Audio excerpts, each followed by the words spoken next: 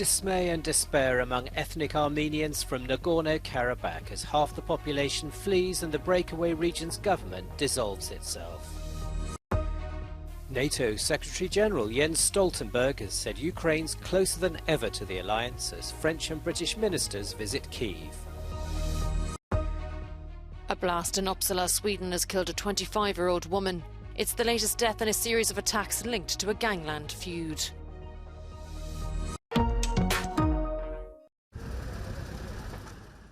With more than half of Nagorno-Karabakh's population having fled to Armenia, the separatist government of the breakaway region says it will dissolve itself. It means the unrecognised republic will cease to exist by the year's end after a lightning military operation reasserted Azerbaijan's control. Many of those who fled across the border voiced their dismay.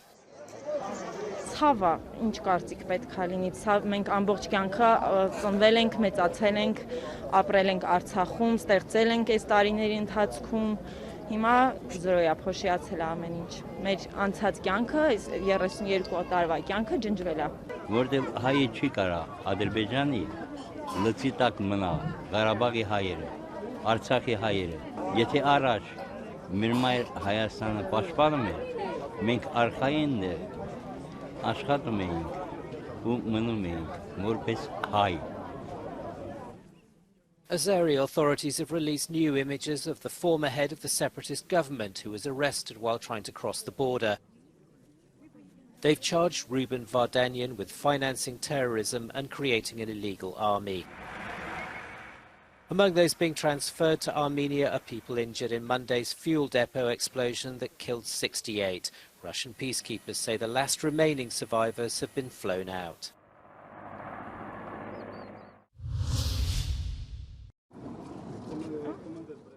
A warm welcome in Kyiv today for French Armed Forces Minister Sébastien Lecornu and for the UK's new Defence Secretary Grant Shapps, meeting the Ukrainian President for the first time.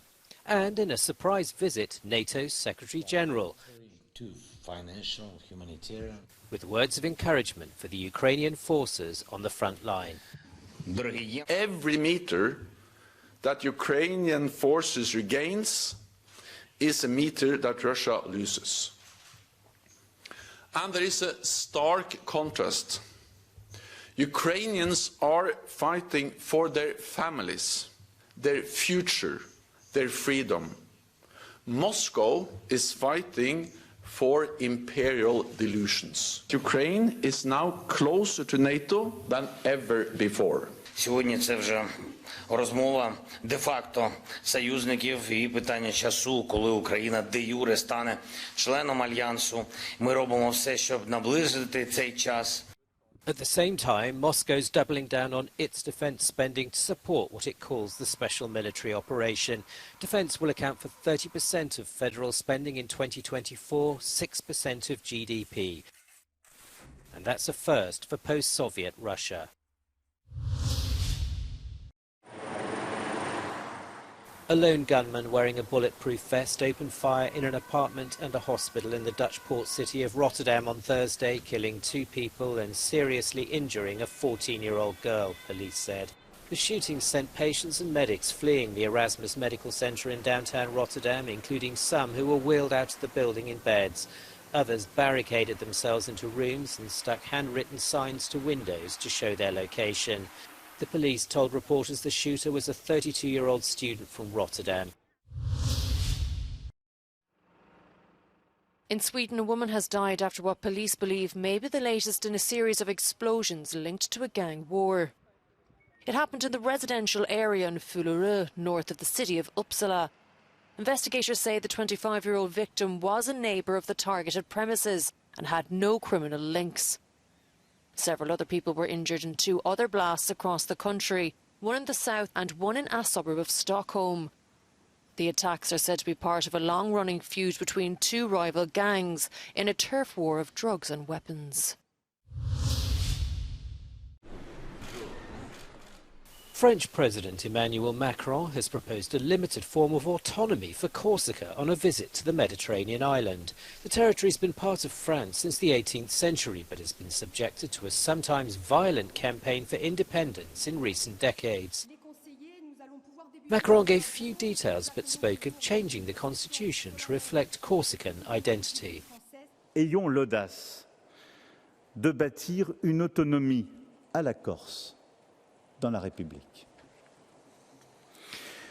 Cette autonomie doit être le moyen pour construire ensemble l'avenir sans désengagement de l'État.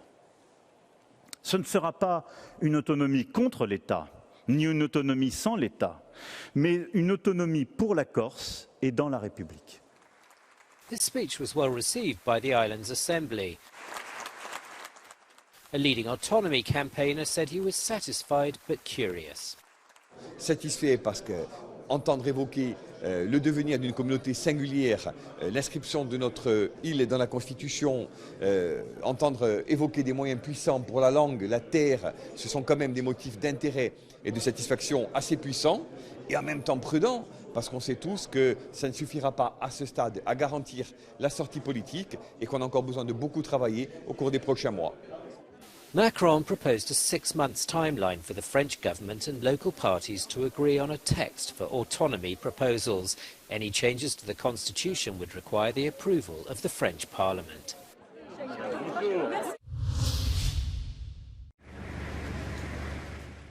A bird's-eye view of Volos after Storm Elias. The Greek city's 150,000 residents woke up to floods just weeks after Storm Daniel had left the waterlogged. Surrounding villages have been evacuated, 4,000 people abandoning their homes.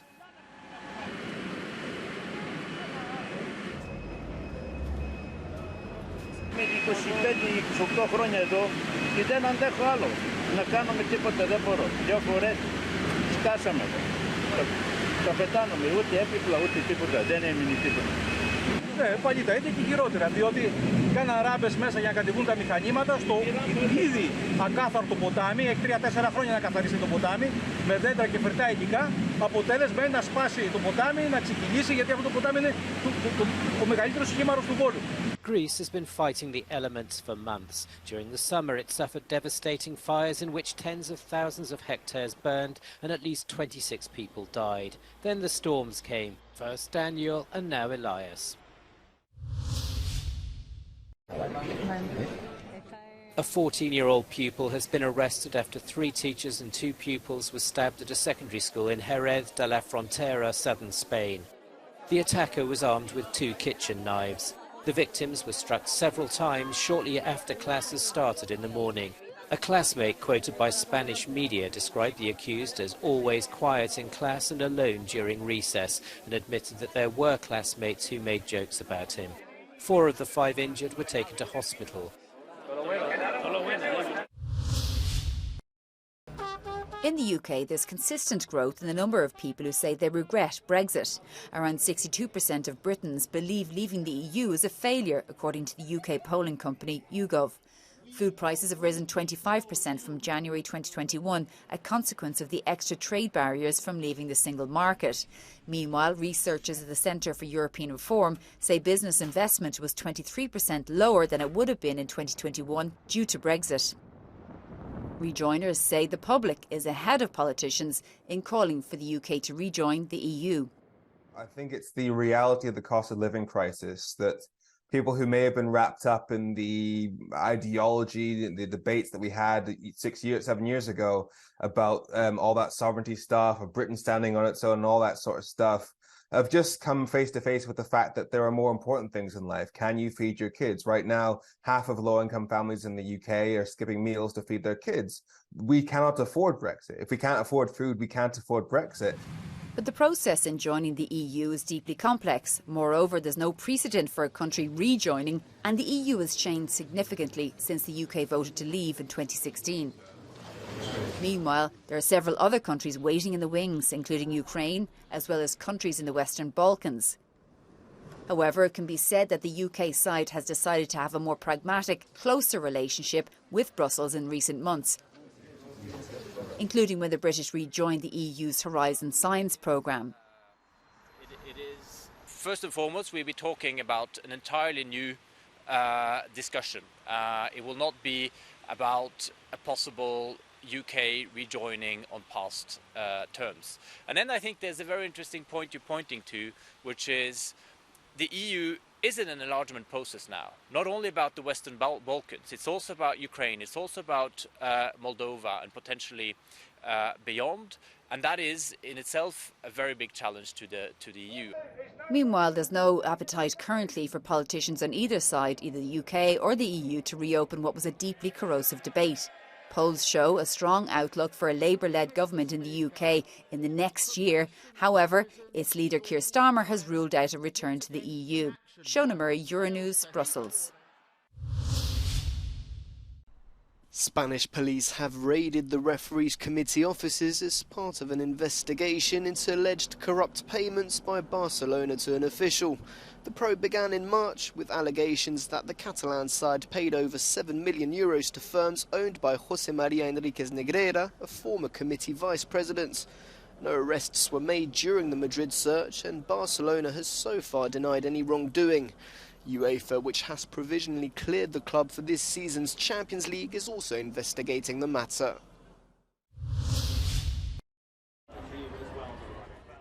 Veteran actor Michael Gambon has died at the age of 82. Now, whilst I've been assured that their presence will not disrupt... He was known to many as Hogwarts headmaster Albus Dumbledore in 6 of the 8 Harry Potter films. An accomplished stage actor, winner of 3 Oliviers and a Tony, his screen performances included The Cook, The Thief, His Wife and Her Lover, The King's Speech, Gosford Park and Paddington.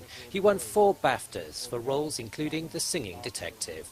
His publicist said he died of pneumonia.